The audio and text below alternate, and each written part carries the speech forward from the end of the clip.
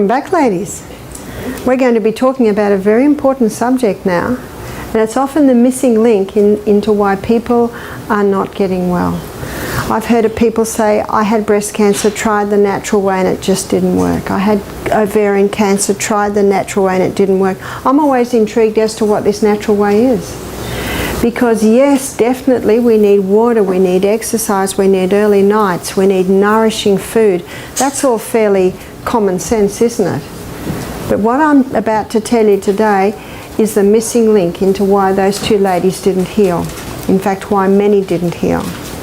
And it also explains why Angelina Jolie did not have to remove her breasts, and many women follow suit.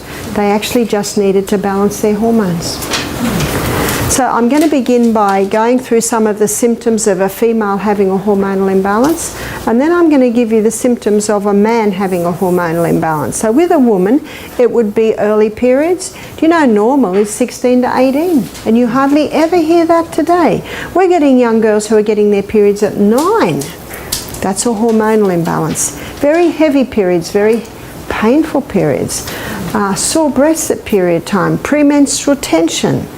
These are all symptoms of a hormonal imbalance. Also, polycystic ovarian syndrome, ovaries that have cysts growing on them, fibroids in the uterus, endometriosis, lumps in the breast, breast cancer, cervical cancer, also polyps in the vagina, in the uterus, also depression and heart disease. These are some of the symptoms of a hormonal imbalance. What about a man? For a man, some of the symptoms are low sperm count. A lot of couples can't have children today. Sometimes it's the man, sometimes it's the woman. Also penile dysfunction or erectile dysfunction, inability to hold an erection. In Australia, the current figures are 50% of men over the age of 40 are having trouble with this. That's crazy. Sorry, I got that mixed up. It's 40% of men over the age of 50 are struggling with this. And also prostate problems. A man with prostate problems, it's an indication of a hormonal imbalance. Too much of the female hormone can cause a man to be effeminate, and too much of the male hormone can cause a woman to be masculine. All of these are symptoms of a hormonal imbalance. What I want to do this morning is I want to take you through the monthly cycle, and then I want to show you what throws the cycle out of balance, and then I want to finish by showing you what brings the balance back. Notice that our sex hormones are made from cholesterol, and that is why they've just added breast cancer to one of the side effects of the cholesterol lowering medication. If you don't have enough cholesterol, you can't make your sex hormones. From cholesterol, your body makes pregnenolone, and from pregnenolone, your body makes progesterone. Progesterone is a key hormone because from progesterone, estrogen is made. From progesterone, testosterone is made. And from progesterone, the adrenal hormones are made. I'm going to explain the monthly cycle like a dance, because it is like a dance. Different players come onto the stage at different times of the month. Progesterone is one of our star players, and progesterone is going to be wearing a green dress in this dance, and progesterone's nickname is Happy Hormone. What's the old saying? Happy wife, happy life. You know, when you've got a happy lady who's running the home, the whole family is happy. We've got a lot of unhappy ladies because of a hormonal imbalance. Estrogen is the other player in the dance of the hormones, and estrogen's going to be wearing a red dress. And estrogen's role in the body is that of a cell proliferator. In other words, causing massive cell growth. So it is estrogen that causes the skinny young girl to develop into a beautiful, shapely woman. But if that beautiful, shapely woman gets out of shape, it's usually because of the estrogen has remained high, and we're going to look at why that is so. I liken estrogen to good slave, bad master. How we love our fires in the middle of winter, but you know, fire can get out of control and burn a whole town down. We can't function without water, and how we love diving into a stream in a hot weather, but floods can come and wipe out a town. So that's why I say I liken estrogen to fire and water. Good slave, necessary slave, but bad master. So estrogen isn't bad, it's only when it's out of control, as you can see, as you will see in this presentation. So let's look at the monthly cycle. It's a 28-day cycle, and day 1 is the day a woman begins to menstruate. Day 1 of the monthly cycle, her progesterone levels are low. Day 1 of the monthly cycle, estrogen levels are also low, but by day 7 they're starting to rise. Up until day 11 they're quite high. So looking at this as the dance, the star player around day 14, the middle of the month, is estrogen. So what effect does estrogen have on the body? We're going to go to the stage where the dance is played out, which is the reproductive organs of a woman's body. So this is the uterus, they're the fallopian tubes, they're the eggs connected by a ligament, that's the cervix, and this is the birth canal. At this time of the month, estrogen is causing massive cell growth in the lining of the uterus, causing the blood nest once again to develop. Estrogen is also causing eggs in the ovaries to be developed. Estrogen is also causing a form of lubricant to be released in the birth canal. Now by day 14, a fully developed egg bursts forth from the ovaries. Those little filaments on the end of the fallopian tube pull the egg up. So the egg comes up into the fallopian tubes, and the fallopian tube is ever moving basically like this, causing that egg to move up, up, up. Now the hole where the egg bursts forth develops a blister, and that blister is called the corpus luteum. I'm writing it in green because corpus luteum is the main site of progesterone production in a woman's body. Can you see the importance of a woman ovulating every month? Because when she ovulates, her corpus luteum is made, and when her corpus luteum is made, that maintains progesterone. And remember, progesterone is the precursor or the balancer of all those other hormones. So progesterone is such an important hormone. I'm just trying to give you a more symmetrical dress here. So around day 14, estrogen gets the message it can go backstage, because we've already got our blood nest, we've got our lubricant and our egg. There's no need for more estrogen. With the development of corpus luteum around day 14, then progesterone levels rise. Progesterone is now the star player in the dance of the hormones. So what effect does progesterone have? Progesterone has a ripening effect on the lining of the uterus, putting the finishing touches on the uterus. Progesterone also heightens a woman's mood at this time of the month, to the point of increasing her sexual desire at this time of the month. But progesterone has another effect. Let me magnify the cervix so you can see. So the cervix is usually like this, 2 lips and a mucus plug. Under the effect of progesterone at this time of the month, the mucus plug goes, the lips come up a little tighter, and a special form of lubricant is released around the cervix, and this lubricant is very profuse, thin and stringy, and it is designed to facilitate the entry of sperm up into the uterus. So you can see the stage is set for the entry of man. Did you know that between 200 and 500 million sperm are released with one ejaculation? The sperm cell is the smallest cell in the body. Now sometimes up to half of that sperm comes straight back out. If the sperm meet this cervix, very difficult to gain entry. If the sperm meet this cervix, that lubricant literally grabs that sperm and shoots it up into the uterus, and it's got a long journey, long way to go. Some of them go down the wrong road and they basically die and get absorbed back into the blood. Some of them go down the right road and aha, they've found their prize, which is the egg. Do you know, a young man pulled up off the YouTube a little video clip of this journey of the sperm. It's quite fascinating. And you wouldn't believe what they're up against. No wonder God put between 200 and 500 million there. And I saw a photograph one day of 15 sperm all trying to gain entry. Do you know, as soon as the sperm just gets the tip of its head in, the rest of the egg shuts down. It shuts down. It even releases a toxic fluid to kill off the other sperm. Just incredible. Occasionally, it just so happens that two enter at exactly the same time. That's when the twins share the placenta. Just incredible. As soon as that sperm is in there, its DNA starts to unravel. The DNA of the egg starts to unravel. It's just an incredible process. And within a matter of days, we've got the first 2 cells. Did you know that the DNA of a new human being is perfectly intact? So when does life begin? There's a lot of discussion on this. Yeah. Within days of conception. Because that DNA never has been and will never be.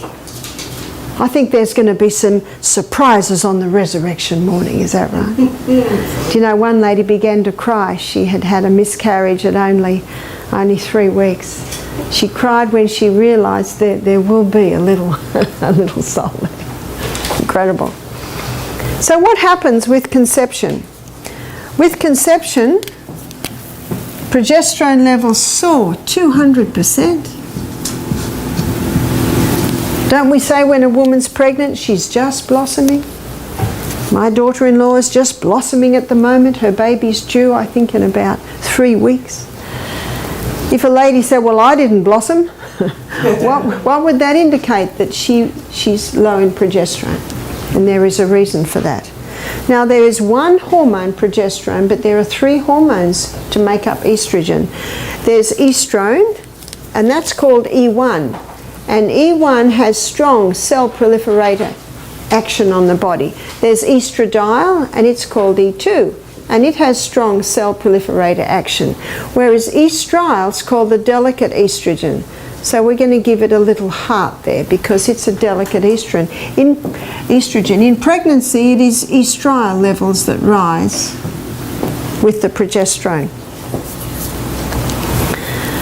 But if there was no conception, by day 26, progesterone's given the message to go backstage, to drop down, and by day 26, estrogen is also given the message to drop. Now, when both of those levels drop, the blood supply to the uterus is cut, and when the blood supply to the uterus is cut, then the blood nest comes away, and we are once again day 1 of the monthly cycle. When my children were little, just 3 and 4, I used to tell them that mother has a blood nest. And if father puts a seed in, a baby grows. But if no seed comes in, the blood nest will come away. Do you know that's the best way to start is when they're little, with just simple little descriptions like that. And then as they get older, they can ask you, and their understanding of it increases. I can remember, because we lived on a farm, that father duck would get on top of mother duck and he'd start pecking the back of her head, and my little 3-year-old William would run along and push father duck off and get mother duck and protect her from that naughty father duck. You know, when children grow up on the farm, you know, they also get a very simple and yet you know, I believe that the way God meant it to be, the education, just as their understanding is able. I'd like to talk for a moment on sperm, because sperm is an alien to a woman's body, and when sperm enters woman's body, her immune system rises to attack. But when sperm goes through the prostate gland of a man, it takes on an immune suppressant property. So when woman's immune system rises to attack, the immune suppressant property of sperm knocks back her immune system, and sperm gets through, otherwise none of us would be here. Now, woman's body has memory, and every time her husband's sperm enters her, she sees familiarity, and the immune system rises and goes, oh, it's just husband, we'll just stand back. And sperm enters. But can you imagine how dangerous it is if a woman has multiple partners? You can imagine how dangerous it is in the area of anal sex. how it can just wipe out that immune system. What's a pap smear? A pap smear is a little scrape or a little nick taken out of the cervix. Let's say a woman has a pap smear. That night she is intimate with her husband. Her immune system is trying to heal that, but in the presence of sperm, what does her immune system have to do? Stand back. Let's say it happens before she goes to sleep that night. And so the immune system can't deal with it even all night. And in the morning, gravity causes the sperm to come away. Let's say she's a very sexually active woman and this is happening 2 nights out of 3. 6 months later, she has another pap smear. They just so happen to take it on the same spot. What's the result? Abnormal cells. What caused the abnormal cells? The first pap smear that was never allowed to heal.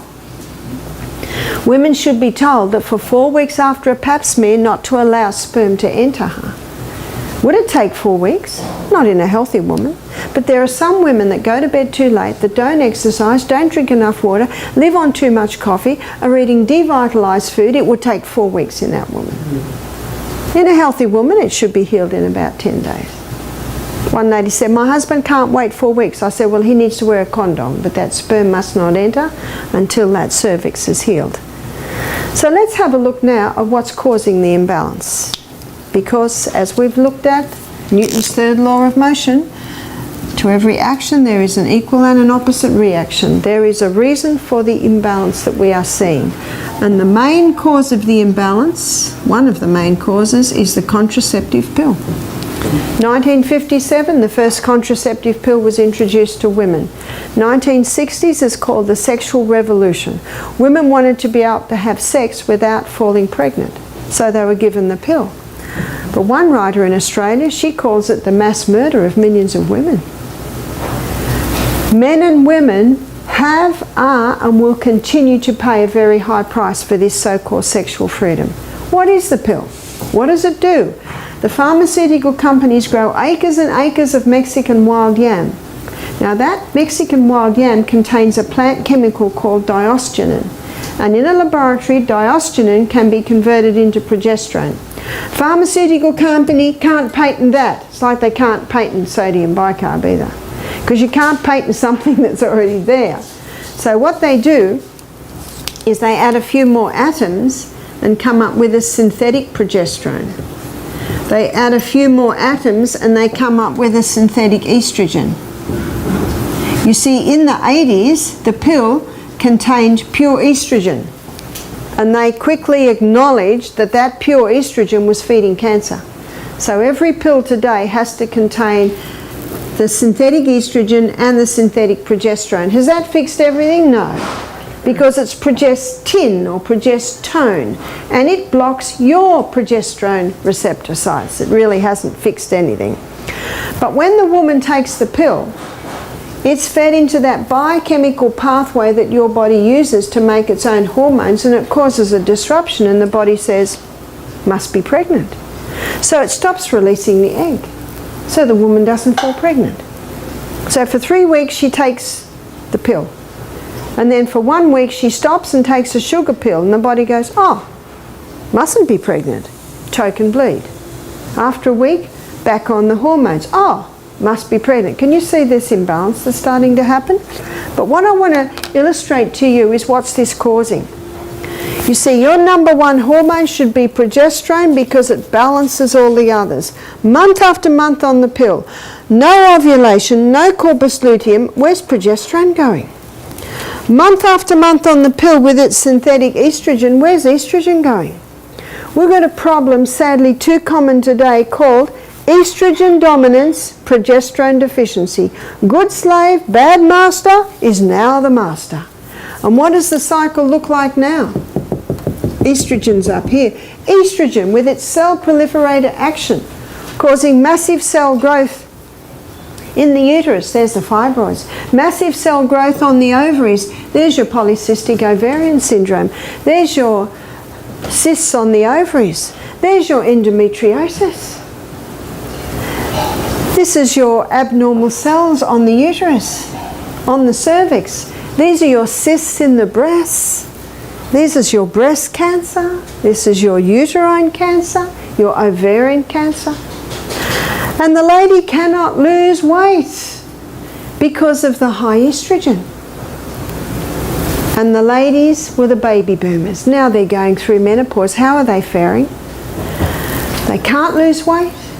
They're having hot flushes. Estrogen causes capillary dilation, causes all the blood to rush to the skin. Then, whoo, hot. By the way, where's progesterone in all this? Down here. The woman's depressed. She's got no happy hormone at all. She has no desire for sex. And when she has sex, it's painful because the cells lining the birth canal have become so tender. There is no lubricant. She is of all women most miserable. And she knows. She looks at her husband and he's starting to look at his secretary. It's a terrible state of affairs. So the woman goes to the doctor. She's in a mess. So he gives her something to stop the hot flushes, and it will. It's called hormone replacement therapy. Why does it stop the flushes? Because now the body thinks it's pregnant again.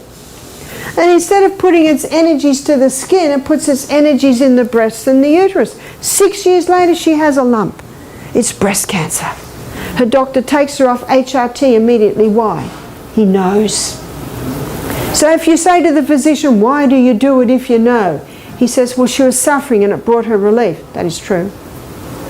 But you ask the woman, what would you prefer, breast cancer or hot flushes? What's the answer? Bring on the flushes. I'll build a pool.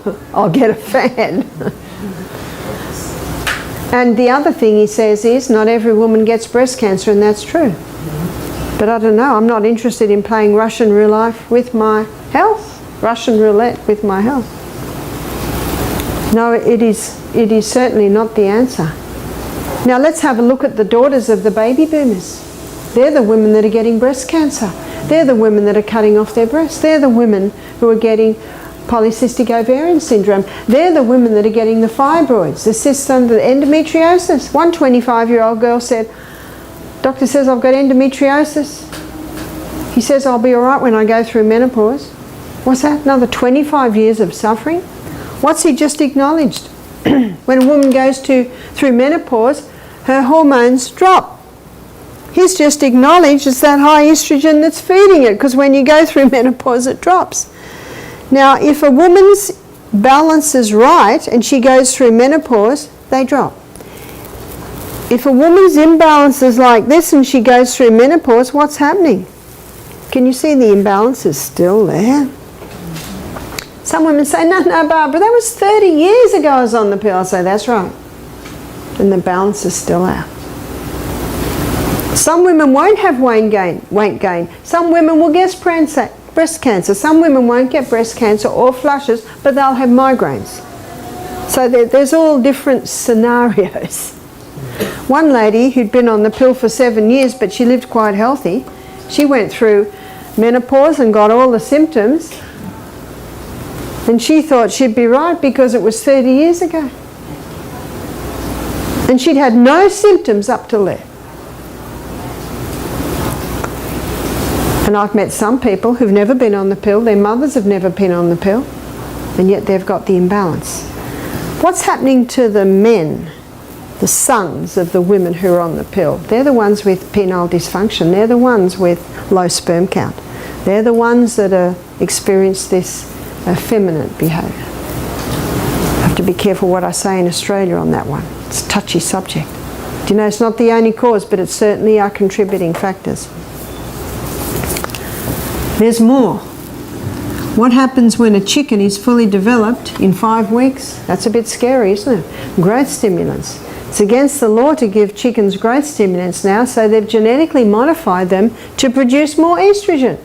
That's why if you want to have your own hens, you call them hens or chickens, you have to go out to an old guy living up in the hills who's got the same chickens that his father and his father before him had. Is that right?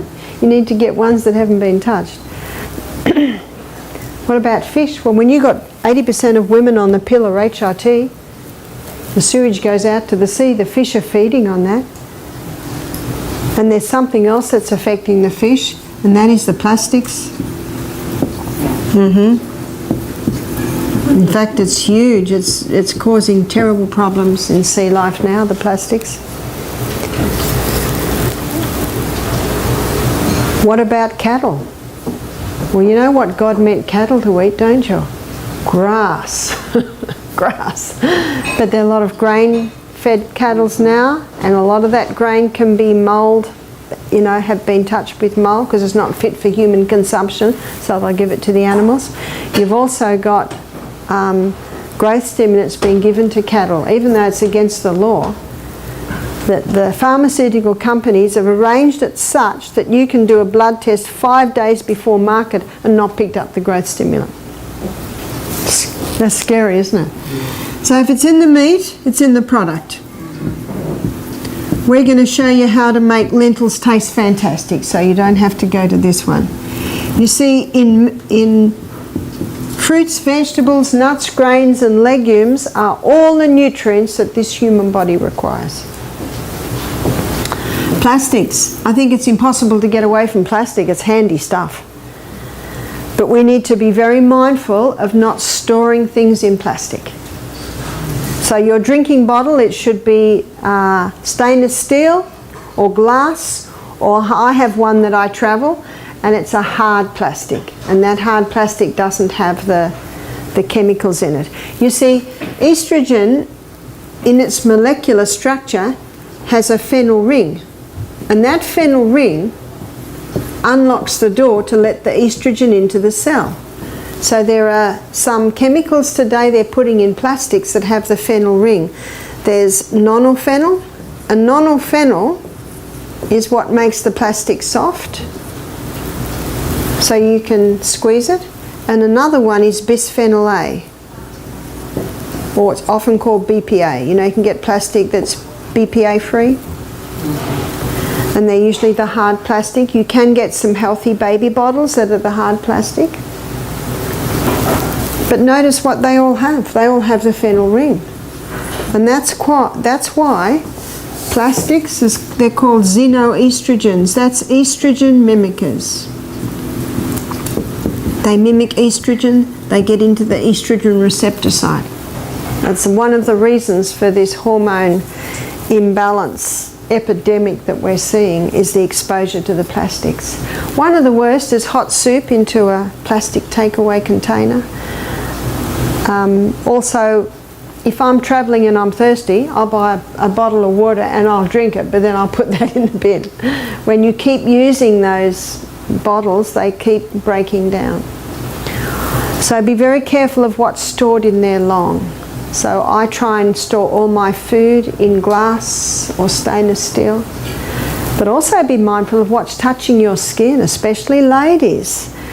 There are 3 plastic fabrics. One is acrylic, polyester and nylon. And how many bras are made out of those?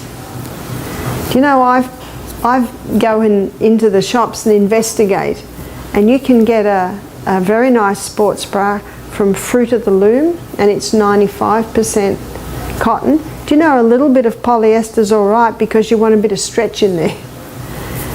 Also, Modal, M-O-D-A-L, it's the cellulose spun from the birch tree. Also Tencel, rayon and viscose are all made out of wood pulp. So they basically can be considered natural fibres. Now it is true that cotton is the most sprayed crop in Australia. So when you buy cotton, you should wash it and put it on the clothesline. You know, in Australia we hang everything out on the clothesline because you know what that sun does? It disinfects. It cleanses your clothes. I said to one lady in America, I like hanging my clothes on the clothesline. She said, oh, my grandmother used to do that. We need to get those clotheslines back. What also is estrogen mimickers is these xenoestrogens in herbicides, insecticides, pesticides, chemicals. A lot of chemicals break down to substances that mimic estrogen. I'm going to tell you a story about one other aspect. This happened in about 1985 in Puerto Rico. There was an epidemic of children going through puberty at 5 years of age. and they traced it to an anabolic agent that they were giving to cattle to make them grow quickly. And it was a breakdown from a mold waste. And this mold waste is called zearalenone.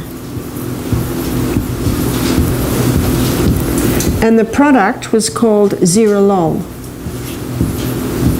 Now the farmers thought because it wasn't actually a chemical, they could give it to the cows right up until, a couple of weeks before market. But as I showed you on Monday, these mold wastes are quite toxic. So that zearalenone, that mold waste, has an estrogenic effect on the body. In fact, grains grow it easily. And that's why people on high wheat diets, they can be getting a little bit of an overload of zearalenone. Because a small amount is allowed through, otherwise no wheat would ever be passed. So they discovered that women were eating meat in pregnancy that had had the zearalol, causing it to grow quickly. And then that was affecting their babies, so their babies were going through puberty at 5 years of age. This is in Puerto Rico, 1985. So I'm going to show you 4 different types of estrogen.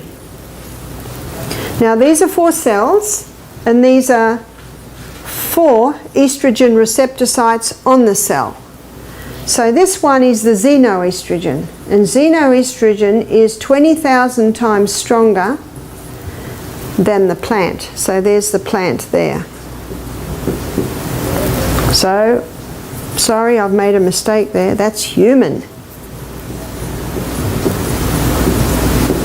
So how big is xenoestrogen? It's huge. And this is zearalenone. And it's 1,000 times stronger than the human. So it's about this big. Well, how big's human? Human estrogen's that big. And it's 20,000 times stronger than the plant. So how big's the plant? The plant is only a tiny little thing that just slips into the receptor site like that.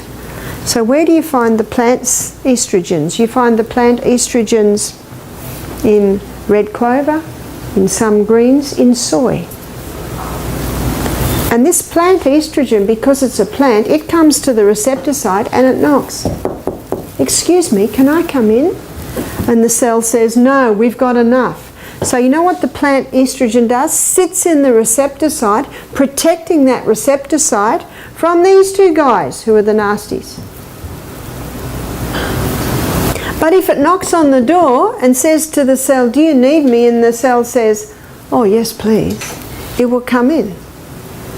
Psalm 104 verse 14, the Bible says God gave herbs for the service of man. I love that illustration because plants come in and say, where would you like me? I am here to serve you. Whereas these chemicals, they said, get out of my way, I'm coming in whether you need it or not. And those xenoestrogens have this strong cell proliferator action. Can you see that? Now here's the soybean grown in America today. It's called Roundup Ready. Why is it called Roundup Ready? It's been genetically modified to resist Roundup. Problem number 1. And a farmer told me this. He said 5 times before harvest the field is sprayed. He said all the weeds die and the soybean keeps growing. That's a bit scary, isn't it? So that soybean, not only has it been genetically modified, but it has 5 doses of chemicals in it. That soybean will increase breast cancer. That soybean will increase prostate cancer, not because of the natural estrogens, but because of the xeno. Can you see that? There's a lot of controversy on soy, isn't there? One lady I know, she did a thesis on soy, and when people ask her about soy, she's got a one-line answer. She said, it's real easy. God made it good, man mucked it up, end of story. So if you eat soy, I don't eat a lot, but I might have it once or sometimes twice a week. I make sure it's non-GMO, organically grown. Then there's not a problem. What most people don't understand is what I have just explained to you, is the difference in the different estrogens. So how do we turn this around? Number one, eliminate, turn the tap off. If you don't turn the tap off, you're still going to be mopping up in the other corner. Stop the pill. Well, how are we going to stop having babies popping up everywhere? Well, sex is two-part, so contraception should be two-part. The woman's role is to know when she's ovulating, and the man's role is to wear some sort of protection when she's ovulating. So let me show you the 3 signs that a woman's body will give her. One sign is her temperature will change. So she takes her temperature before she gets out of bed every day, and she will find it'll do that over the month and go up onto a higher plane.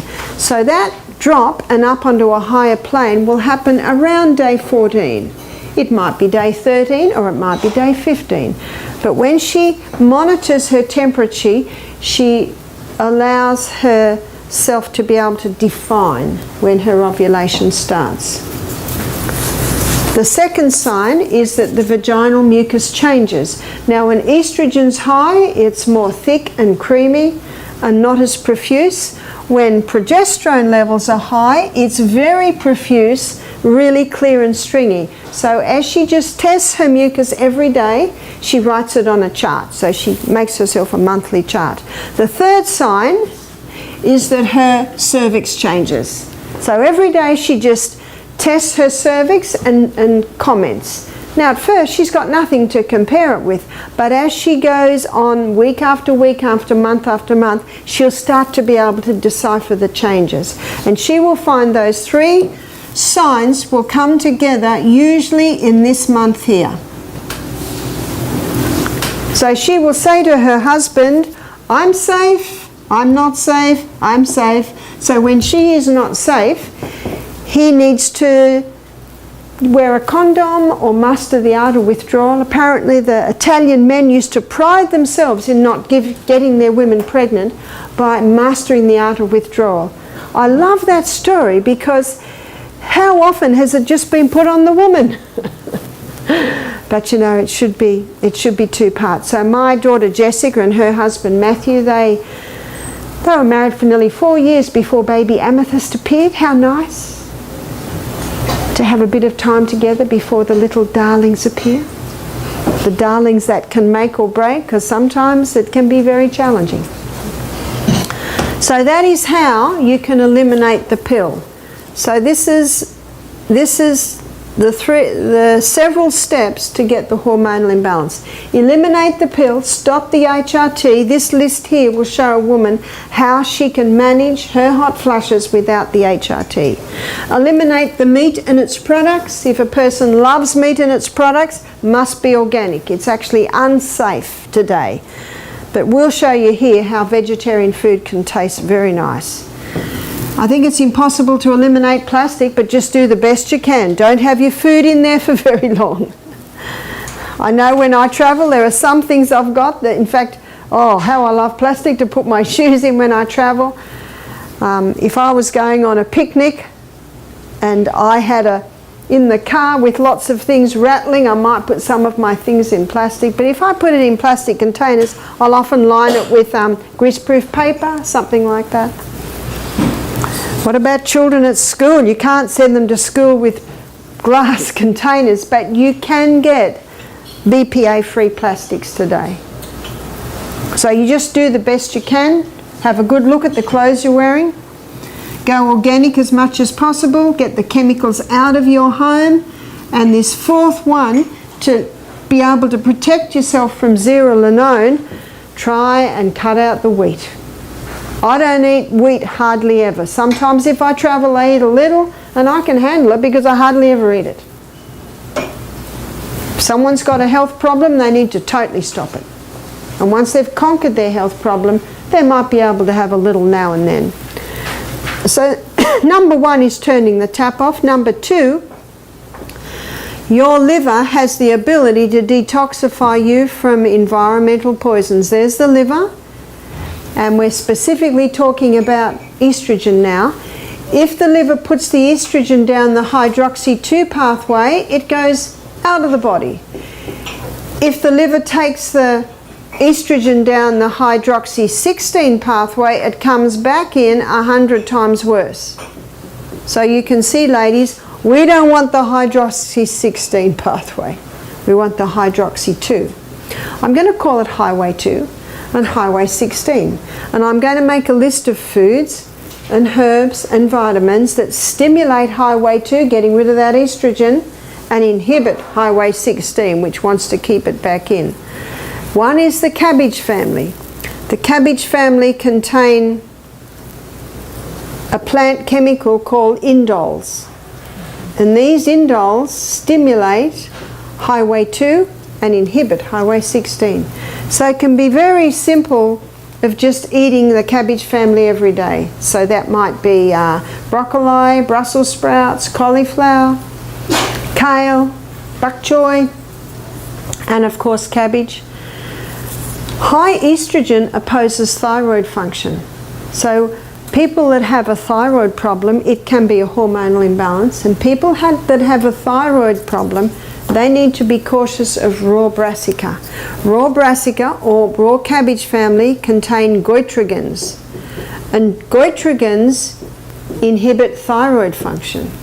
So if someone's got underactive thyroid gland, they need to cook all their cabbage family, because cooking disarms the goitrogens. If someone has a hyperthyroidism, hyperactive thyroid, go for the raw cabbages, because you want to slow that thyroid down. Can you see that difference? Just a comment as we talk on the cabbage family. So now we're looking at what else can stimulate highway 2 and inhibit highway 16 is flaxseed. So that's a really easy one to grind up for your breakfast every day. And licorice. If you've got high blood pressure, forget the licorice. Also, vitamin B, particularly vitamin B6, 9 and 12. Now the highest source of your B vitamins is raw nuts and seeds, but if someone has a hormonal imbalance, they may initially need to supplement. So this one's turning the tap off. This one's getting rid of the excess estrogen, and there is a cream called the Anna's Wild Yam Cream that is our third point. The Anna's Wild Yam Cream contains the plant chemical diosgenin, and when this cream is applied to the skin, the fat cells take it up and it stimulates the pathway that your body uses to make its own progesterone. In America you can buy progesterone cream, but you keep putting that in, the body gets lazy. And every year when I come to America, I meet women who've been on the progesterone cream and it's just not doing it anymore. But if you apply the yam cream, can you see what it's doing? This is why I like it. It's stimulating your body to make its own. So it's superior. So the directions are 1 finger dip, that's just past the nail bed. So finger in past the nail bed, that's about the right amount. Inside of arms 1 time, abdomen another time, inside of thighs another time, chest, so you alternate your spots. And a woman applies it morning and night, so two times a day for 3 weeks a month. So ladies who are here on our program who are interested in beginning the Anna's Wild Yam Cream, I think Sunday's the 1st of April, yeah? So if you apply it 1st of April or nearly the 1st of April, then you will apply it for the first 3 weeks of every month. And a lot of women find it easy to eliminate the first or the last week of the month, and then it's easy to remember. How long would a woman apply it for? At least 1 year. One lady said, I tried it for 2 months and it didn't work. I said, well, let me show you what's happening at 2 months. So this lady had the imbalance. After 2 months, we're about there. Where do we want to be? Here. She said, well, how long do I have to be on it? And I said, well, it's been out for 20 years. The good news is it won't take 20 years, but it may take 1 or 2. I met a 9-year-old girl when I was in the Bronx who already had her periods, developed breasts at 8. So she went on the Anna's Yam Cream. I met a 90-year-old woman who was on the Anna's Wild Yam Cream for her osteoporosis. You see, when you boost progesterone cells, you boost osteoblast cells. They're your bone building cells. So if you're between 9 and 90, do it for depression. I've seen many people, especially women, get off their antidepressants by implementing what we're going to start looking at tomorrow, which is the 8 laws of health. So that's fresh air, sunshine, nourishing food, early nights, stop the stimulants, implementing the 8 laws of health, going on the Anna's Wild Yam Cream, boosting progesterone, easing off your antidepressants. Isn't that good news? What about men? Well, a man would go on the yam cream, and they make a cream now called His Yam Cream. And it's the same really as the Anna's, but it's got a few herbs specific for men. So the His Yam Cream, a man will apply just a little bit, just the very tip of the finger twice a day, and he doesn't have a break because men aren't cyclic like women. Why would a man be on it? To help if he was a little effeminate. It would help with his masculinity, to help get the testosterone levels down, to conquer prostate problems. One man said, forgive the French, he said, this cream just puts lead in my pencil. So it helps with penile dysfunction. So let's go back to the menopausal women. They're overweight, yes, this will help. They've got no desire for sex, yes, this will help. Sex is painful, there's no lubricant, the cells are they're very, very tender. Well, there's something that a woman can do that will get help with that within a couple of weeks, and that is yoni stones. Now these were developed in the Chinese dynasty to get the concubines sexually toned for the emperor. They're made out of nephrite jade. Nephrite jade is the best. It's like a marble. You want a very dense stone. And the first and the largest stone, they're like an egg, is about that big. The next egg is a little bit smaller, and then you've got one that's smaller again. And the largest nephrite jade yoni stone is inserted right up until into the birth canal until it touches the cervix. Now these yoni stones have little holes at the bottom, so a woman can put a little bit of dental floss in so it can be easily extracted.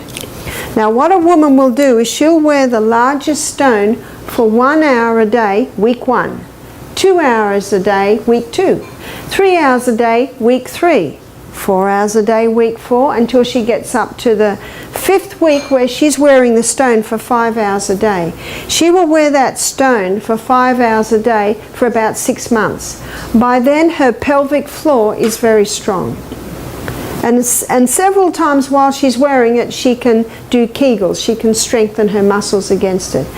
Now, before I tell you the results and the feedback that I've been getting from women, after 5 months, she can go to the middle-sized stone. And she will start wearing that 5 hours a day for about 6 months. And by then, her pelvic floor is strong enough to hold the smaller stone.